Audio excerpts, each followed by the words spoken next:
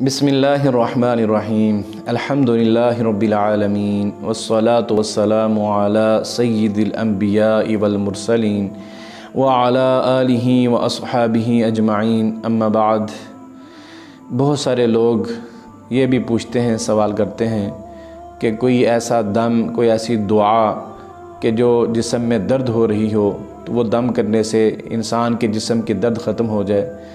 तो मोहतरम भाइयों, सही मुस्लिम के अंदर ये रवायत मौजूद है कि हज़रत उस्मान बिन अबी आस रज़ी अल्लाह तआला अन्हु प्यारे नबी सल्लल्लाहु अलैहि वसल्लम की खिदमत में हाज़िर हुए। आकर कहा कि प्यारे आका, मेरे जिस्म में दर्द रहता है, शदीद दर्द है, तो इसका कोई इलाज फरमा दीजिए।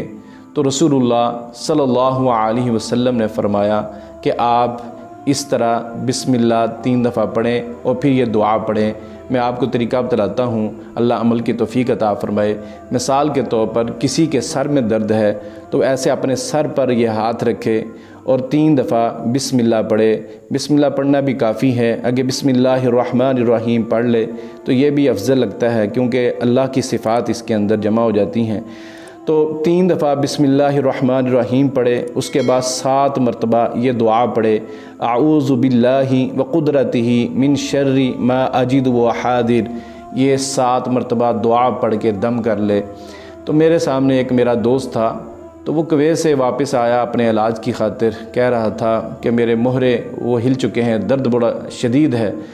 तो मैंने उसको ये दुआ बतलाई तो वो शख्स, अल्लाह रब्बुल आलमीन इसको शिफा अता फरमाई। उसने ये तकरीबन 1 माह उसने ये अपने मोहरों पर अपनी कमर पे हाथ रख कर ये दुआ पढ़ता रहा। तो अल्लाह रब्बुल आलमीन उसको मुकम्मल शफा या फरमा दिया।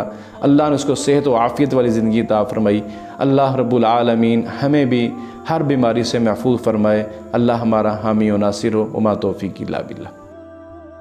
बिस्मिल्लाह बिस्मिल्लाह बिस्मिल्लाह अऊज़ु बिइज़्ज़तिल्लाहि व क़ुदरतिही मिन शर्रि मा अजिदु व उहादिर।